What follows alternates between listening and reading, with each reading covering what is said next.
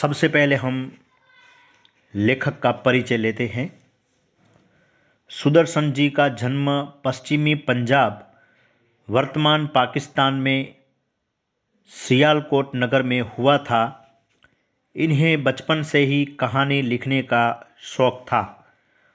इन्होंने प्रारंभ में उर्दू में लिखना शुरू किया था, बाद में हिंदी में लिखने लगे।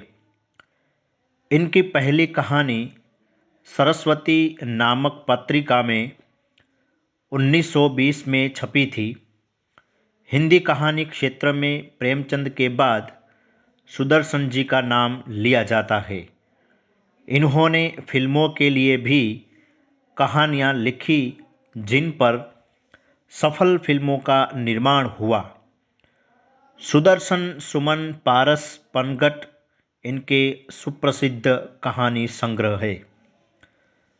तो आज हम बच्चों बात करेंगे यहाँ पर गद्य पाठ 20 एल्बम प्रस्तुत कहानी में पंडित शादीराम और लाला सदानंद के बीच जो आर्थिक व्यवहार हुआ, उसमें संबंधों को किस तरह बचाया गया, उसका मार्मिक वर्णन है।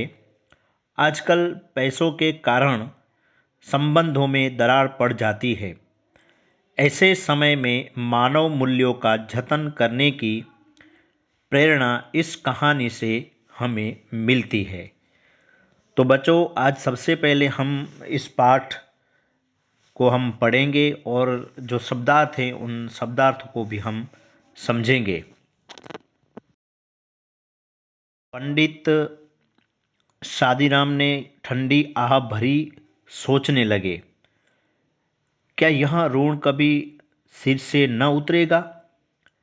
वे गरीब थे, परंतु दिल के बुरे न थे।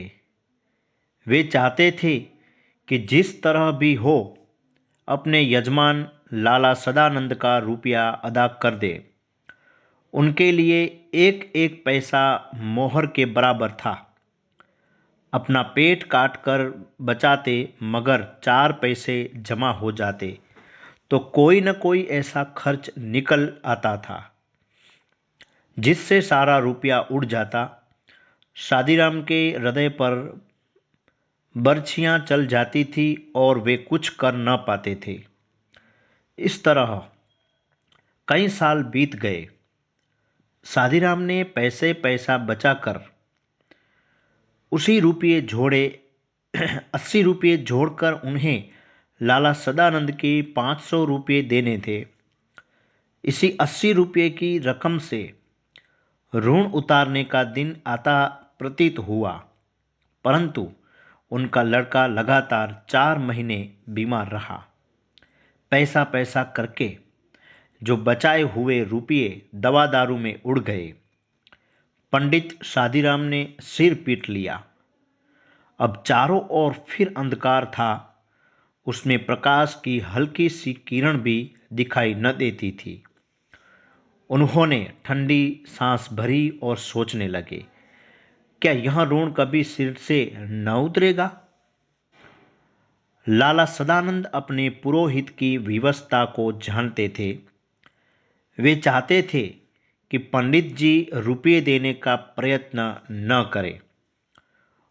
उन्होंने इस रकम की जरा भी परवाह न की थी। उन्होंने इसके लिए कभी लगादा तक नहीं किया। इस बात से वे इतना डरते थे मानो रुपये उन्हीं को देने हो। शादीराम के दिल में भी शांति न थी। वे सोचा करते थे कि ये कैसे भले मानस है जो अपनी रकम के बारे में मुझसे बात तक नहीं करते। खैर, ये कुछ नहीं कहते सो तो ठीक है, परंतु इसका तात्पर्य यह थोड़े ही है कि मैं भी निश्चिंत हो जाऊं। मेरी तरफ इनका रुपया निकलता है, मुझे देना ही चाहिए। उनमें लाला लजपत राय लाला सदानंद के सामने सिर उठाने का साहस न था। यदि सदानंद ऐसी सज्जनता न दिखलाते और शादीराम से बाल बाल अपने पैसे मांगते तब शायद उनके दिल को ऐसा कष्ट न होता।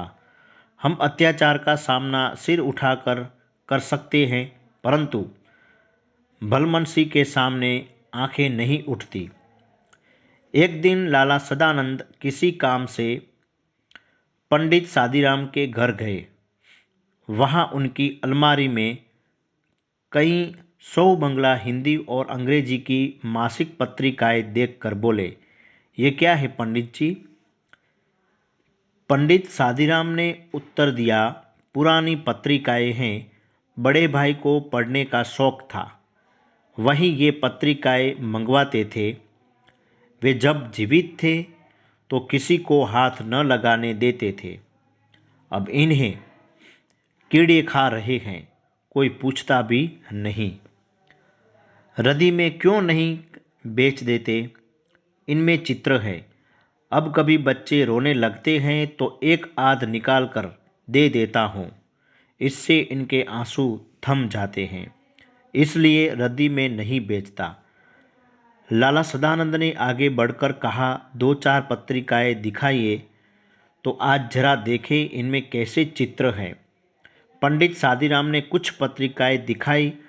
हर एक पत्रिका में कई सुंदर और रंगीन चित्र थे। लाला सदानंद कुछ देर तक उलट पलट कर देख रहे थे। सहसा उनके मन में एक विचार उठा। वे बोले, ये चित्रकला के बढ़िया नमूने हैं, अगर किसी शौकीन को पसंद आ जाए तो आप 1000-2000 रुपये बड़ी आसानी से कमा सकते हैं। पंडित सादीराम ने एक ठंडी सी सांस भरकर कहा, ऐसे भाग्य होते तो ये धक्के न खाता फिरता। लाला सदानंद बोले, एक काम करें क्या? आज बैठकर जितनी अच्छी अच्छी तस्वीरें हैं सबको अलग छांट ले। बहुत अच्छा, जब यह कर चुके हैं तो मुझे कहलवा दे। आप क्या करोगे? मैं एक एल्बम बनाऊंगा और आपकी तरह से विज्ञापन दे दूंगा। हो सकता है यह विज्ञापन किसी शौकीन के हाथ पड़ जाए और आप 2-4 पैसे कमा लें। तस्वीरें बहुत बढ़िया है। तो बच्चों, यहाँ पर हमने आज पार्ट 1 में अभी शेष पाठ बाकी है, उन पाठ का भी हम पठन और शब्दार्थों को भी हम समझेंगे। जो नेक्स्ट वीडियो हम बनाएंगे उनमें बात करेंगे। आज तक यहाँ पर हम पार्ट 1 पूर्ण करते हैं। आप भी पढ़ें और समझें, और साथ में जो भी होमवर्क मिलता हो वो होमवर्क करते रहिए, खूब मेहनत करें। तो आज का यहाँ पर टॉपिक हम पूर्ण करते हैं। पार्ट 2 जब हम बनाएंगे उसमें शेष रह गया जो पाठ है उनको पढ़ेंगे, समझेंगे, और साथ में जो उसमें शब्दार्थ हैं उनको भी हम समझेंगे। तो आज का टॉपिक पूर्ण करते हैं। नमस्कार।